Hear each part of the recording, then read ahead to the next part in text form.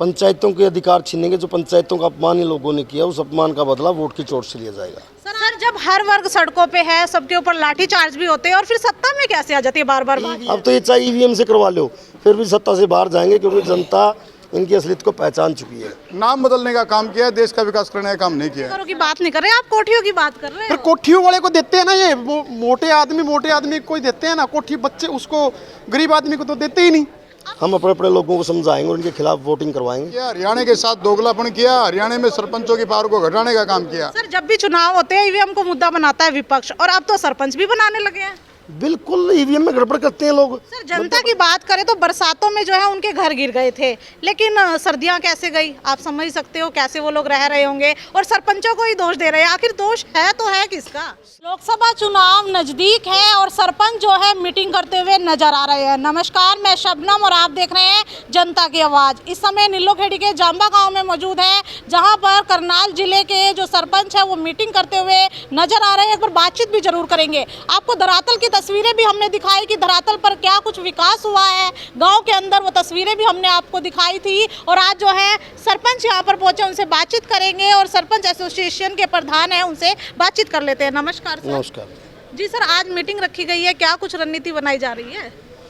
हम लोगों ने आज करनाल से शुरुआत की है। आने वाले लोकसभा चुनाव के अंदर पूरे हरियाणा की पंचायतें बीजेपी सरकार के खिलाफ वोटिंग करने का काम करेंगे हम लोग। ऐसा क्यों करोगे आप? पंचायतों के अधिकार छीनेंगे। जो पंचायतों का अपमान इन लोगों ने किया, उस अपमान का बदला वोट की चोट से लिया जाएगा। सर आप अपनी मांगों के लिए जो है तमाम जो सरपंच है वो सड़कों पर उतरे थे और पंचकुला के अंदर लाठीचार्ज भी किया गया था, क्या वही नाराजगी जताई जा रही है? बिल्कुल, हमारा 1.25 साल से एजिटेशन चला हुआ है, और जब तक पंचायतों के अधिकार नहीं मिल जाते हम लोग ये लड़ाई लड़ते रहेंगे। सर गांव के विकास की बात करें तो हम गांव में भी घूमे हैं, नीलोखेड़ी हल्के के जो गांव हैं उनमें भी हमने देखा है, मतलब 8-8 महीने हो गए हैं, लोगों के जो छतें हैं वो गायब ही हो गई है। आवास योजना के तहत कच्ची छतों को पक्का करने की भी बात की गई थी, लेकिन देखा जा रहा है कि लोग तो सड़कों पर सो रहे हैं।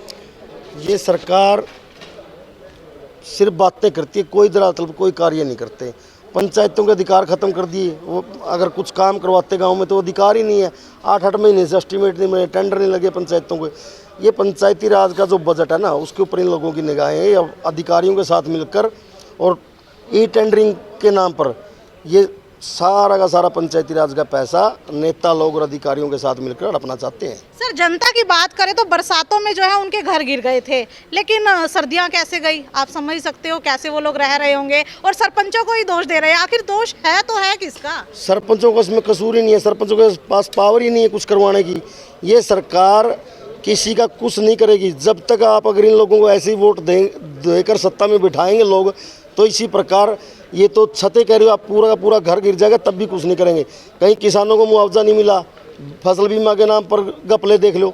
हर वर्ग दुखी है। मनरेगा के मजदूर परेशान है इनसे, किसान परेशान है, कर्मचारी परेशान है, छोटा व्यापारी परेशान है, पंचायतें परेशान है, हर वर्ग तो दुखी है इनसे। सर रोजगार नहीं है और गांव तक सुविधा भी नहीं पहुंचती जो सरकार योजना चलाती है, और फिर सरपंच को दोष दिया जा रहा है। जनता भी कह रही है कि सरपंच हमारे गांव के कुछ नहीं करते। सरपंचों के हाथ में अब कुछ नहीं है। ना तो सरपंच किसी का मकान बनवा सकते, क्योंकि हमारे पास वो अधिकार ही नहीं है। ना हम किसी का राशन कार्ड बनवा सकते। सरपंचों को तो ये लोग बदनाम कर रहे हैं। ये जानबूझकर अपनी नाकामी छिपाने के लिए सरपंचों के ऊपर दोष देते हैं ये लोग। सर सरपंच ही तो था जो विकास का, गांव का विकास करते थे। लेकिन लोगों की सोच नहीं है विकास कार्य करवाने की गांव की। ये लोग तो पैसा हड़पना चाहते हैं पंचायती राज का। सर जो इस बार सरपंची के चुनाव हुए थे, उससे पहले जो भी सरपंच थे तो गांववासी ज़्यादातर ये कहते थे कि जो है टेंडर आते पास होते हैं, ग्रांट मिलती है, लेकिन सरपंच खा जाते हैं।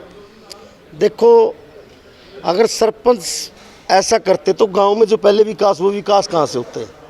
ये तो कुछ सरकार के लोग हैं जो बरगलाने का काम करते हैं। मेरे गांव में आके देखो आप, जहाँ भी अधिकार है, जितने भी अधिकार है हमारे पास, उस अधिकार के हिसाब से सभी सरपंच साथियों ने, पढ़े लिखे सरपंच सभी ने काम किए। लेकिन आगे जो अधिकार ही नहीं है, अधिकार से बाहर जाकर कैसे काम करेंगे? तो आप क्या काम करेंगे? जनता को भगाने का काम करेंगे? भगाने का क्यों काम करेंगे? जनता को समझाने का काम करेंगे कि ऐसे निकम्मे लोगों को वोट ना दो। लेकिन जनता तो भाजपा को पसंद कर रही है। कहाँ पसंद करिए जनता भाजपा को?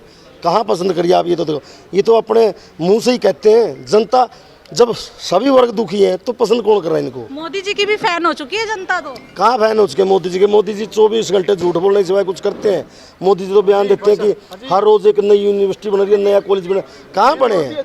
ये तो एक बहरूपिया का काम कर रहे हैं, जहाँ जाते हैं वहीं की ड्रेस पहन लेते हैं और लोगों को गुमराह करने का काम करते हैं। सर जब हर वर्ग सड़कों पे है, सबके ऊपर लाठी चार्ज भी होते हैं, और फिर सत्ता में कैसे आ जाती है बार बार? ईवीएम को हटा दो, आप देखना इन लोगों को कि इसलिए तो आपके सबके सामने आ जाएगी। इनको तो इनकी तो जमानत जब तक गर्ज गए अगर ईवीएम ना हो तो। सर जब भी चुनाव होते हैं ईवीएम को मुद्दा बनाता है विपक्ष, और अब तो सरपंच भी बनाने लगे हैं। बिल्कुल ईवीएम में गड़बड़ करते हैं लोग। मध्य प्रदेश में पीछे निकल गया था। ये इतने पढ़े लिखे जो सुप्रीम कोर्ट के वकील सड़कों पे उतरे हैं, वो लोग मूर्ख है क्या? वो लोग ईवीएम का विरोध कर रहे, क्यों कर रहे हैं? लोगों को पता है। तो फिर सर बैलेट पेपर पर चुनाव क्यों नहीं होते? बैलेट पेपर चुनाव भाजपा सरकार करवाना नहीं चाहती, क्योंकि बैलेट पेपर पर चुनाव हो गए थे, सत्ता से बाहर हो जाएंगे।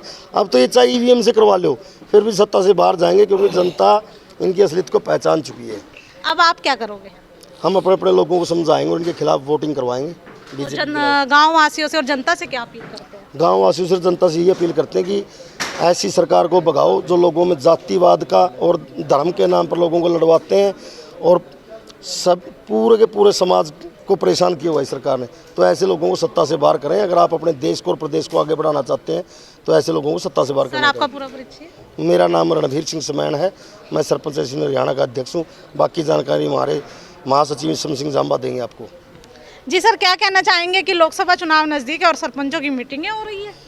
सरपंचों की मीटिंग तो लोकसभा के चुनाव के कारण ही हुई है। मैं आपसे एक बात करना चाहता हूँ कि आपने एक बात पूछी कि हमारे अध्यक्ष जी को कि सरकार ने छत देने का काम किया।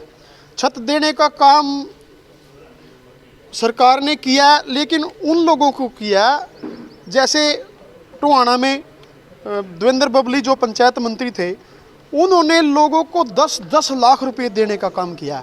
गरीब आदमी को छत देने का काम नहीं किया। गरीब आदमी को 80,000 रुपये की रिपेयरिंग का काम करती थी सरकार, लेकिन वो रिपेयरिंग के 10 लाख 15 लाख एक एक आदमी को देते थे। सर धरातल की मैं बात कर रही हूँ। धरातल पर जो है सरकार ने अच्छे काम भी किए हैं और सभी को लाभ मिल जाए ऐसा नहीं है, कुछ को लाभ मिला भी है। नहीं, कुछ को गरीब आदमी को जो सरकार की तरफ से जो अनुदान मिलता है, जो वो गरीब आदमी को मिलना चाहिए ना, गरीब आदमी को तो मिला नहीं है। मिला है गरीब को भी वो तो वो जिसकी रिपेयर कोठी की रिपेयर मान ले 15 लाख रुपए की रिपेयरिंग के पैसे दिए हैं, क्या वो कितनी बड़ा मकान होगा वो जिसके 15 लाख रुपए रिपेयरिंग के दिए हैं, 10 लाख रुपए रिपेयरिंग के दिए हैं? कितने जगह कितने लोगों को दिया है उन्होंने? सर आप गांव में कच्चे घरों की बात नहीं कर रहे, आप कोठियों की बात कर रहे फिर हैं। कोठियों वाले को देते हैं ना, ये वो मोटे आदमी कोई देते हैं ना कोठी, बच्चे उसको गरीब आदमी को तो देते ही नहीं।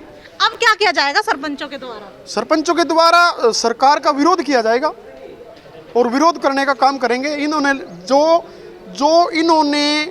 जो सरपंचों को दिया, लाठी मारने का काम किया, वो ब्याज समेत इनका सूद समेत इनका पूरा देंगे हम।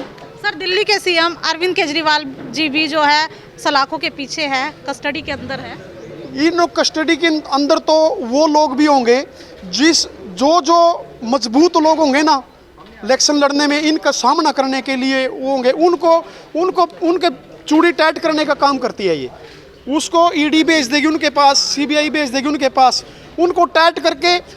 देखो हरियाणा में 6 टिकटार्थी तो ऐसे हैं जो कांग्रेस से आए हैं। मैं बताऊंगा आपको, 6 जो कांग्रेस से आए हैं हरियाणा में, 6 टिकटार्थी तो ऐसे हैं जो मजबूत कैंडिडेट हैं, उनको ये उसको टाइट करके ऐसा उसको बेचती है, उसकी खींच निकालती है ईडी भेज के, सीबीआई भेज के, और वो बीजेपी में आके उनको सांस मिलता है। सर कांग्रेस के अकाउंट भी सीज कर दिए गए हैं और दिल्ली के सीएम को भी गिरफ्तार कर लिया गया है, तो अब क्या कुछ रहने वाला है? और भी जो इनके सामने मजबूत आदमी होंगे उनके पास भी ईडी और सीबीआई जाएगी। और जो बचे हैं इनके सामने भाई ये इस कैंडिडेट को, बीजेपी के वाले को हरा सकता है, उसके पास भी ईडी और सीबीआई जाएगी, उसका भी खींच निकालेगी, उसको टाइट करेगी और वो भाज के इसमें आ जाएगा और वो सुख की सांस लेगा। और फिर उससे कोई इल्जाम नहीं रहेगा, कोई कुछ नहीं रहेगा उसके पास। सर आपका पूरा परिचय? मैं ईसम सिंह जांबा, प्रदेश महासचिव सरपंच एसोसिएशन। जी सर, हम तो आपके गांव में भी पहुंचे थे, क्या हालात थे आपसे पूछा भी था, तो आज क्या कुछ करोगे अब आगे? देखो, मैंने आपको पहले ही बताया था, जो बीजेपी की सरकार के अंदर ये झूठी सरकार है, जुमलेबाज सरकार है। नरेंद्र मोदी ने ये सपना दिया था लोगों को कि 2022 तक हम जो है ना पूरे भारत के गरीब लोगों की छतों को पक्का करेंगे, लेकिन किसी की छत पक्की नहीं हुई। और हरियाणा के अंदर तो इन्होंने दोगला काम किया है।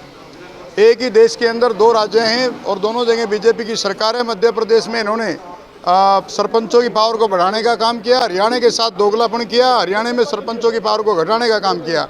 तो जो सरपंचों को चोर कहती है हरियाणा के अंदर, जो सरकार और जो नेता चोर कहते हैं, उन चोरों को, चोर कहने वाले नेताओं को जो सरपंच एसोसिएशन का फैसला हुआ है, जिन्होंने सरपंचों के सिरों के ऊपर लठ बांधे हैं, टांगे तोड़ी हैं और उनको चोर कहा है, उनको अब चुनाव में वोट की चोट से लोगों को समझाया जाएगा कि जो सरकार आपके सामने कोई झूठे वादे लेके आती है, अपने वादों पे खरी नहीं उतरती, और इनको जो है ना वोट की चोट से इसका जवाब देना है। और सरपंच का ये अपना नियम है कि जो इन्होंने हमें चोर कहा हम सरपंचों को, तो हम इसका जो है ना पुरविरोध करेंगे। इस सरकार का माननीय मनोहर लाल खट्टर जी जो हमारे बीच में लोकसभा की टिकट लेके आए थे, इससे हम मिलने जाते थे तो इसके पास समय नहीं होता था। आज ये खुद मिलने आएगा, लेकिन किस लिए आएगा? सरपंचों के पास। इसलिए हमारा निवेदन है सभी सरपंचों से और सभी ग्रामवासियों से भी निवेदन है मेरा कि आपके पास इन्होंने कोई सुविधा नहीं भेजी। जो देश के अंदर विकास हुए हैं वो आज से पहले जितने प्रधानमंत्री रहे हैं उनके द्वारा हुए हैं। इन्होंने जो सिर्फ कुछ नाम बदलने का काम किया है, देश का विकास करने का काम नहीं किया है। सर, आपका पूरा परिचय? कृष्णलाल, सरपंच ग्राम पंचायत मरगैंड। जी बिल्कुल, जनता को किसी के भी झूठे वादों में नहीं आना चाहिए। अपना सही उम्मीदवार चुनना है, सोच समझकर वोट करना है। और यहाँ पर हम पहुँचे थे झांबा में, नीलोखेड़ी हलके में हम पहुँचे थे। यहाँ की तस्वीरें हमने दिखाई, बातचीत की कि किस तरह से जो सरपंच है वो मीटिंग कर रहे हैं और एक बड़ा फैसला भी ले चुके हैं कि भाजपा को भगाने का काम ये लोग करेंगे। वीडियो को शेयर जरूर करते रहिए और देखना होगा कि 2024 में किसकी सत्ता रहने वाली है।